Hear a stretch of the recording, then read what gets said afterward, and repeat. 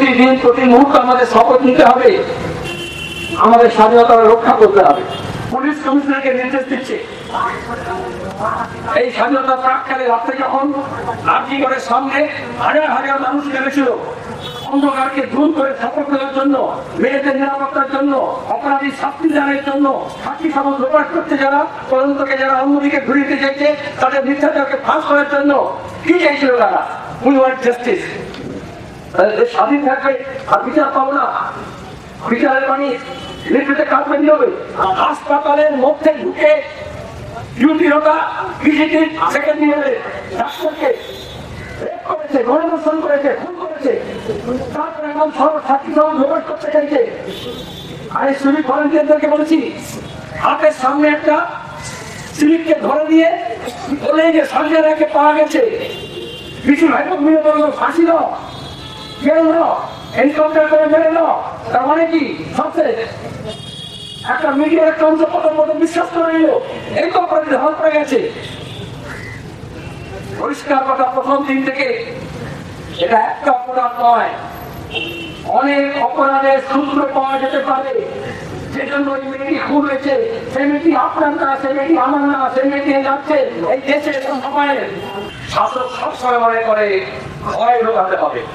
দাঙ্গার ভয়, সাম্প্রদায়িকতার ভয়, মস্তানির ভয়, উন্নয়নের ভয়, পুলিশের ভয়, মিথ্যা মামলার ভয়, জেলের ভয়, বদনামের ভয়।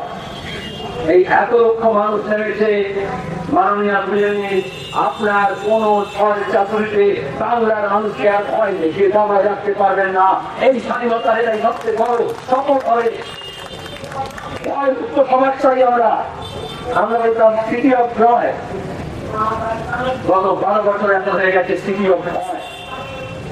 এই সিটি অফ জয় থেকে আবার আমাদের সিটি অফ জয়তে পরিণত করতে হবে। আমরা এখানে করেছি স্বাধীনতা দিবস, আমরা কেন পালন করি? আমাদের স্বাধীনতা রক্ষা করতে হবে, আমাদের গণতন্ত্র, আমাদের ধর্মনিরপেক্ষতা, আমাদের যুক্তরাষ্ট্রীয় কাঠামো, আমাদের সার্বভৌমত্ব, আমাদের আজাদি, আমাদের জমহুরিয়ত, हमारे इतिहास, हमारे कौमी इज्जती, हमारी सलामियत, उसको हमें रक्षा करना पड़ेगा। অহিংস পথে হোক, সহিংস পথে হোক, হাজারো লাখো মানুষ নেমেছিলেন। তখনও ব্রিটিশ সাম্রাজ্য চেয়েছিল ভয় ঢুকিয়ে, জেল দিয়ে, ফাঁসি দিয়ে, মিথ্যাচার করে মানুষকে ঘরে ঢুকিয়ে দেবে। ঐক্যবদ্ধ লড়াইয়ের মধ্য দিয়ে আমাদের স্বাধীনতা এসেছিল। তার মধ্যে সাম্প্রদায়িকতার নাম করে দেশ ভাগ হয়েছিল। এর আগে রক্তরেখা এখনো আছে, এখনো শুকিয়ে যায়নি। আজকে দাঁড়িয়ে আবার নতুন করে কিছু লোক ওটাকে উস্কে দিতে চায়, যাতে মানুষ ভাগ হয়। আমাদের এই ভাগের বিরুদ্ধে লড়াইটা, একসঙ্গে থাকারও লড়াইটা, আন্দোলন সংগ্রাম যখন হয় তখন মানুষ হাতে কাঁধ মিলিয়ে, হাতে হাত নিয়ে একসঙ্গে আসে। সেখানে নারী পুরুষ, অল্প বয়সী বেশি বয়সী কোনো তফাৎ থাকে না। আজকে বাংলা न्याय एवं अन्याय लड़ाई करते, इंसाफ और नाइंसाफी लोगों को तय करना पड़ेगा। और नाइंसाफी के खिलाफ इंसाफ के लिए है, अन्याय विरुद्ध न्याय पक्षे অতবার ন্যায় আলাদা যারা দাবি দিতে চাইছে এবং অন্যায়কে প্রশ্রয় দিতে চাইছে তাদের পক্ষে।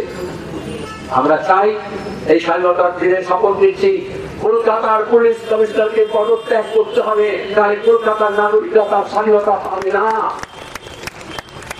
কারণ তার উপস্থিতিতে, তার নির্দেশে হত্যাকে, ধর্ষণকে স্বাভাবিক একটা মৃত্যু হিসেবে দেওয়ার চেষ্টা করা হয়েছে।